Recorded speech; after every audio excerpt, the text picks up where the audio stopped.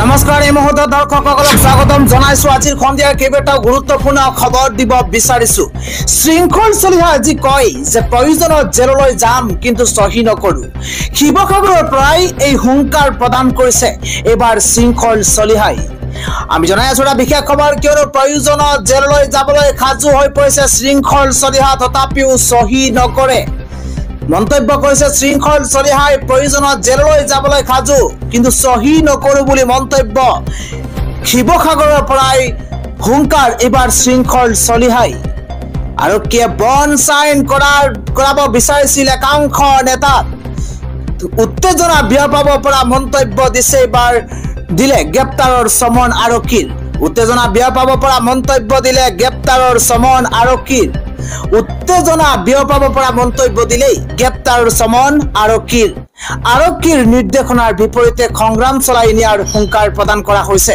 প্ৰয়োজনত শৃংখল চলিহা জেললৈ যাবলৈ সাজু তথাপিও সহি নকৰে বুলি মন্তব্য শৃংখল চলিহাৰ ইতিমধ্যে এটা ফেচবুক পোষ্ট দিছে শৃংখল চলিহাই আৰু ফেচবুক পোষ্টৰ জৰিয়তে শৃংখল চলিহাই কয় যে কোনো কাৰণতে বন চাই নামাৰো লাগিলে জেলত যাবলৈ ইতিমধ্যে সাজু জাতিতকৈ জেল ডাঙৰ নহয় আৰু নহয় জয় আইখম এইদৰে মন্তব্য কৰিছে আজি শৃংখল চলিহাই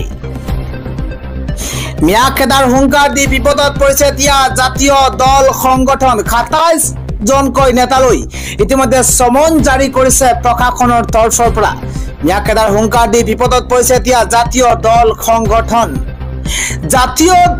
সংগঠনৰ ২৭ গৰাকী নেতালৈ ইতিমধ্যে সমন জাৰি কৰিছে প্ৰশাসনে ২৭ নেতাই কৰিব লাগিব বন চাকৰ জনাই আছো এটা ডাঙৰ খবৰ শিৱসাগৰত প্ৰতিবাদত কাৰ্যসূচী ৰূপায়ণৰ বাধা এবাৰ প্ৰশাসনৰ আইন শৃংখলা পৰিস্থিতি বজাই ৰখাৰ বাবে সমন জাৰি কৰিছে প্ৰশাসনে প্ৰতিবাদ অথবা উত্তেজনাপূৰ্ণ মন্তব্য দিলেই গ্ৰেপ্তাৰৰ সম্ভাৱনা আছে ভৰিব লাগিব পাৰে জৰিমনা ভাৰতীয় ন্যায় সংহিতাৰ ৩০৮ ধাৰা অনুসৰি জাৰি কৰিছে এই নিৰ্দেশনা আন এক গুৰুত্বপূৰ্ণ খবৰ হৈছে এবাৰ বাগবৰৰ বিধায়ক শৰ্মান আলীৰ তৰফৰ পৰা কোৱা হৈছে যে উজনিৰ পৰা মিয়াসকল নিজৰ ঠাইলৈ ঘূৰি আহক আজি মন্তব্য বাগবৰৰ বিধায়ক শৰ্মান আলীৰ তৰফৰ পৰা কোৱা হৈছে যে উজনিৰ পৰা মিয়াসকল ঘূৰি আহিব লাগে এই আহ্বান জনাইছে শৰ্মান আলী আহমেদে ঘূৰি আহি নিজ নিজ থানাত গোচৰ ৰুজু কৰাৰ আহ্বান শৰ্মান আলীৰ কেৱল কিমানেই নহয় শ্ৰমিকৰ ওপৰত অত্যাচাৰ কৰাটো কাপুৰুষালি বুলি মন্তব্য শৰ্মান আলীৰ অপৰাধক লৈ এটা সম্প্ৰদায়লৈ বন্দুক টোৱাব নালাগে সকলো ইছ্যু পাহৰাবৰ বাবেই মিয়া সংঘাত আৰম্ভ কৰাৰ চেষ্টা কৰিছে মিয়াসকলক সজাগ হৈ থকাৰ আহ্বান জনাইছে এইবাৰ বিধায়ক শৰ্মান আলীয়ে উজনিৰ পৰা মিয়াসকলক ঘূৰি অহাৰ আহ্বান এইবাৰ বিধায়ক শৰ্মান আলীৰ ঘূৰি আহি নিজ নিজ থানাত গোচৰ ৰুজু কৰাৰ আহ্বানো জনাইছে এইবাৰ বাগবৰৰ বিধায়ক শৰ্মান আলী আহমেদে পৰৱৰ্তী আন এক গুৰুত্বপূৰ্ণ খবৰ হৈছে এইবাৰ আমচু আৰু বিএছপিৰ দম নাই আমাৰ মাজত কাজিয়া লগাবলৈ এই মন্তব্য কোনে কৰিছে জনোৱাৰ চেষ্টা কৰিছো শৃংখল চলিহাৰ আকৌ বিতৰ্কিত মন্তব্য শৃংখল চলিহাই কয় যে আমচু আৰু বিএছপিৰ দম নাই আমাৰ মাজত কাজিয়া লগাবলৈ আমচু আৰু বিশ্ব হিন্দু পৰিষদৰ দম নাই উজনিত হিন্দু মুছলমানৰ মাজত কাজিয়া লগাবলৈ আমচু আৰু বিশ্ব হিন্দু পৰিষদৰ দম নাই বুলি মন্তব্য এবাৰ শৃংখল চলিহাৰ প্ৰয়োজন হলে জেললৈ যাবলৈ সাজু বুলি মন্তব্য শৃংখল চলিহাৰ কিন্তু কোনো কাৰণতে শিৱসাগৰ আৰক্ষীৰ চুক্তিপত্ৰক স্বাক্ষৰ নকৰে বুলি মন্তব্য শৃংখল চলিহাৰ আমি বাংলাদেশীক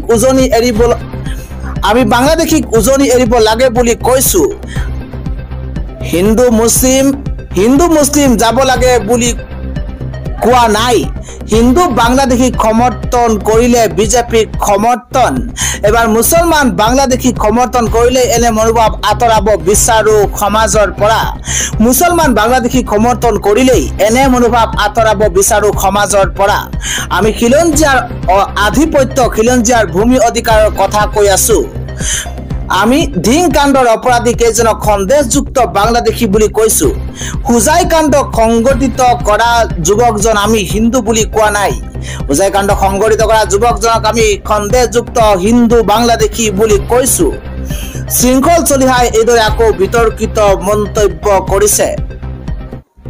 ৰাজ্যবাসীৰ কাৰণে পৰৱৰ্তী আন এটা ডাঙৰ খবৰ হৈছে আজি মুখ্যমন্ত্ৰী হিমন্ত বিশ্ব শৰ্মাক টাৰ্গেট কৰি আজি গৌৰৱ গগৈৰ তৰফৰ পৰা ডাঙৰ মন্তব্য কৰা হৈছে।